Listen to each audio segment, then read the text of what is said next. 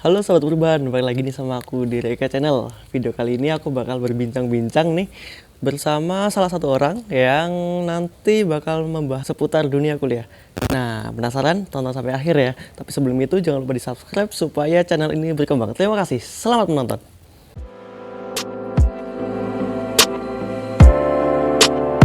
Wah, jadi di awal masuk aja udah menghadapi banyak sekali perbedaan ya antara sekolah dengan kuliah. Nah, mungkin bisa diambil sedikit poin perubahan nih waktu Mas Coco masih sekolah dan sudah di semester 1 ini ada perubahan apa aja sih yang sudah terjadi? Bicara tentang perubahan, yang paling saya rasain itu adalah kalau kuliah pikirannya saya lebih terbuka. Saya lebih bisa open minded tentang sesuatu hal. Saya bisa berpikir tentang objek A dari sudut pandang saya dan dari sudut pandang yang lain juga, seperti itu sih. Lebih ke open minded untuk diri saya sendiri. Wow, di semester 1 aja udah terjadi beberapa perubahan yang signifikan ya antara waktu masih siswa dan udah menjadi mahasiswa nih baru di semester 1 aja. Nah, kita lanjut nih setelah semester 1. Oh ya, ngomong-ngomong Mas Coco tuh udah semester berapa sih sekarang? Saya sekarang udah semester 7. Wah, semester 7. Wah, udah hampir selesai nih harusnya ya. Berarti kalau semester 7 untuk pendidikan bimbingan konseling atau bimbingan konseling ya namanya?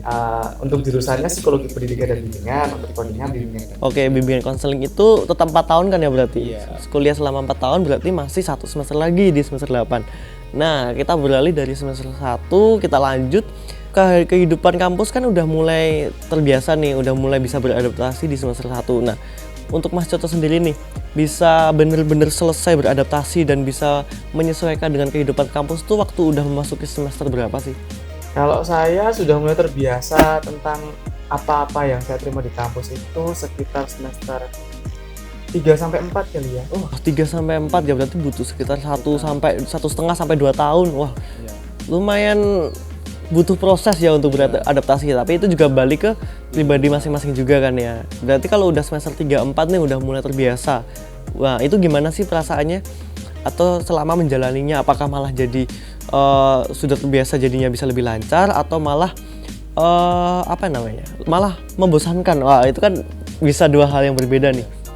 Setelah saya lebih bisa memahami tentang kehidupan kampus yang sekarang, yang pasti ya bisa lebih enak untuk mengerjakan sesuatu ya, bisa lebih enjoy, bisa lebih tahu harus seperti apa, bagaimana harus melakukan apa biar tepat dan maksimal dalam hasilnya, seperti itu. Oke, berarti untuk itu udah di semester 3 atau 4 kan ya? Iya. Nah, yang sedikit membuat penasaran nih, pernah nggak sih mengalami momen dimana waktu kuliah merasa udah jenuh, udah capek, mungkin bisa dikatakan udah pengen, wah udah nggak kuat lagi, udah mau berhenti gitu? Soalnya kan tidak sedikit ya teman-teman sahabat perubahan mendengar kabar ada mahasiswa yang tidak bisa menyelesaikan studinya, yang pasti juga karena beberapa faktor yang berbeda-beda juga. Tapi pernah nggak sih mengalami momen dimana ingin berhenti di tengah jalan? Pernah banget sih kalau kayak gitu, pernah dan sering banget ngerasain kayak gitu. Dan apa ya antisipasinya? Ya, antisipasinya atau solusinya nih sampai bisa bertahan sampai sekarang semester 7, dan itu terjadi di semester berapa dan kenapa mungkin? Kalau dulu itu sering ngerasa kayak capek kuliah itu di semester 5 ya.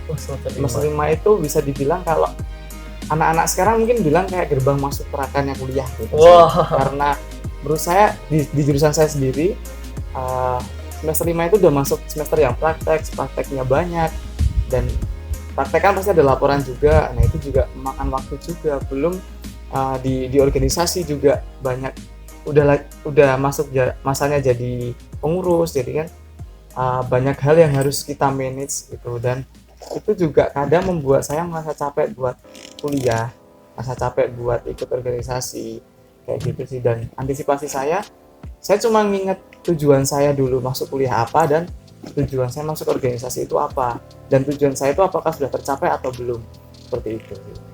Wow, berarti bisa dikatakan semester 5 adalah titik yang menentukan ya, benar-benar titik puncaknya, dan untuk orang-orang yang bisa melalui semester 5 itu bisa dikatakan sudah bisa melalui titik terberat selama kuliah gitu ya. Lalu nih, setelah bisa melalui itu, ternyata dengan mulai mengingat kembali tujuan awal, mengingat motivasi awal kenapa memilih untuk kuliah. Nah, mulailah muncul semangat yang baru untuk melanjutkan sampai sekarang di semester 7. Nah, sekarang gimana nih udah di semester 7, tanggapannya nih? Ya, mungkin bersyukur lah pasti. Nah, lalu apa nih, ingin mengungkapkan apa karena udah di semester 7? Karena udah semester 7 ya, kalau untuk saya sendiri ya semoga untuk kerja skripsi besok ya nggak males-malesan. Harus itu. Biar cepat selesai juga, biar cepat bantu orang tua kerja gitu. Wah, nah jadi yang pasti harus tetap ingat-ingat kembali motivasi di awal itu. Kenapa kuliah, lalu tujuan awal masuk di dunia perkuliahan emang ingin mencari apa. Tetap diingat kembali, bahkan kalau bisa ditulis ya biar nggak, jangan sampai lupa seperti itu. Nah, tadi kan sudah sedikit menyinggung nih soal tugas akhir. Nah, mungkin bisa sedikit dijelaskan nih gambaran tugas akhir itu apa sih? Karena kan kalau di sekolah tidak ada yang namanya tugas akhir kan ya, karena adanya pasti juga ujian sekolah, ujian nasional, lalu ulangan-ulangan, UTS dan lain sebagainya. Nah, untuk tugas akhir itu seperti apa? Tugas akhir di kuliah kan namanya skripsi ya. Nah, tugas akhirnya itu tentang